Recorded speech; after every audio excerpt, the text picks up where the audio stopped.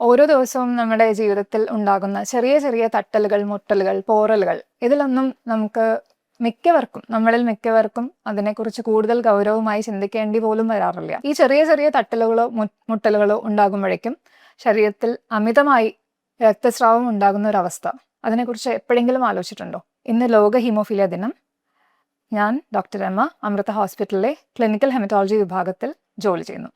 പാരമ്പര്യമായി പുരുഷന്മാരിൽ കൂടുതൽ കാണപ്പെടുന്ന ഒരു രോഗാവസ്ഥയാണ് ഹീമോഫീലിയ. എന്നാൽ ഇതേപോലെ തന്നെ സ്ത്രീകളിലും കാണുന്ന രക്തം കട്ടപിടിക്കാൻ ബുദ്ധിമുട്ടുള്ള പല പല രോഗങ്ങൾ ഉണ്ട്. മുറിവുണ്ടായി കഴിഞ്ഞാൽ അവരുടെ ബ്ലീഡിങ് കൺട്രോൾ ആകാൻ വേണ്ടിയിട്ട് എല്ലാവർക്കും ഒരു മരുന്ന് കൊടുക്കുമ്പോഴേക്കും മാറുന്ന അവസ്ഥയല്ല. അവർക്ക് എന്ത് മരുന്ന് കൊടുത്താലാണ് രക്തം കട്ടപിടിക്കാൻ സഹായിക്കുക എന്നുള്ള കാര്യം കൃത്യമായിട്ട് അറിയാൻ വേണ്ടിയിട്ട് ഇവരുടെ രോഗം എന്താണെന്നുള്ള കാര്യം കൃത്യമായിട്ട് കണ്ടുപിടിച്ചാലേ പറ്റുള്ളൂ. Diagnosis the first step to care. ഈ വർഷത്തെ ഹീമോഫീലിയ ദിനത്തിലെ തീം ഇതാണ്. രക്തം കട്ടപിടിക്കാൻ ആവശ്യമുള്ള പ്രോട്ടീനിന്റെ അളവ് വളരെയധികം കുറഞ്ഞിരിക്കുന്ന അവസ്ഥയിലുള്ള ആളുകളിൽ ചെറുപ്പത്തിലെ തന്നെ ഇതിന്റെ ലക്ഷണങ്ങൾ പുറത്തോട്ട് കാണിക്കാൻ തുടങ്ങും.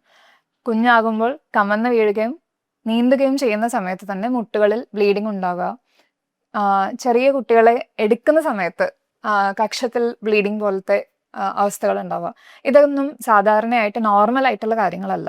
ഇങ്ങനെ എന്തെങ്കിലും അവസ്ഥകൾ കണ്ടിട്ടുണ്ടെങ്കിൽ കുഞ്ഞിനെ ഡോക്ടറെ കൊണ്ടുപോയി കാണിച്ചിട്ട്, കുട്ടികളുടെ ഡോക്ടറിനെ കൊണ്ടുപോയി കാണിച്ചിട്ട് ഇത് ബ്ലഡ് കട്ട പിടിക്കാൻ ബുദ്ധിമുട്ടുള്ള അസുഖത്തിന്റെ എന്തെങ്കിലും ലക്ഷണങ്ങളാണോ എന്നുള്ള കാര്യം നമ്മൾ നോക്കേണ്ടതായിരിക്കും.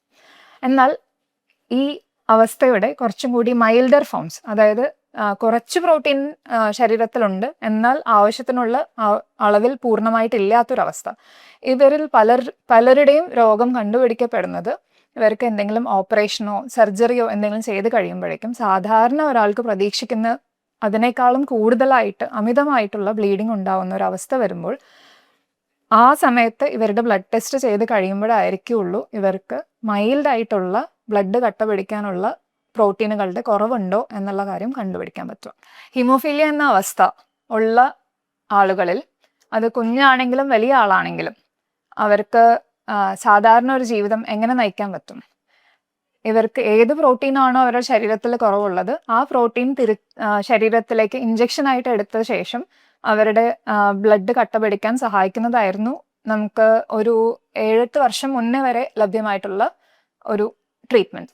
എന്നാൽ ഇപ്പോൾ ഇതേ അവസ്ഥയുള്ള രോഗികളിൽ അവർക്ക് ബ്ലീഡിങ് ഇല്ലാതിരിക്കാൻ വേണ്ടിയിട്ട് പ്രൊഫൈലാക്സിസ് എന്നുള്ളൊരു ട്രീറ്റ്മെന്റ് അവർക്ക് ഹീമോഫീലിയ എ ഉള്ള രോഗികൾക്ക് എമിസിസിമാബ് എന്ന് പറയുന്ന ഒരു മരുന്ന് ഉണ്ട്. ഇത് മാസത്തിൽ ഒരിക്കൽ എടുക്കുമ്പോൾ തന്നെ, തൊലിപ്പുറത്ത് എടുക്കുന്ന ഇഞ്ചക്ഷനാണ്. ഈ ഇഞ്ചക്ഷൻ എടുക്കുമ്പോൾ തന്നെ 1 മാസത്തേക്ക് ബ്ലീഡിങ് ഇല്ലാതിരിക്കാൻ ആവശ്യമുള്ള ആ പ്രോട്ടീൻ ശരീരത്തിൽ ഉണ്ടാകുകയും അവർക്ക് സാധാരണ ഒരു കുഞ്ഞിനെ പോലെ, സാധാരണ ഒരാളെ പോലെ ദൈനംദിന കാര്യങ്ങൾ ചെയ്യാൻ പറ്റുന്ന ഒരു സാഹചര്യം എത്തുകയും ചെയ്യുന്നുണ്ട്.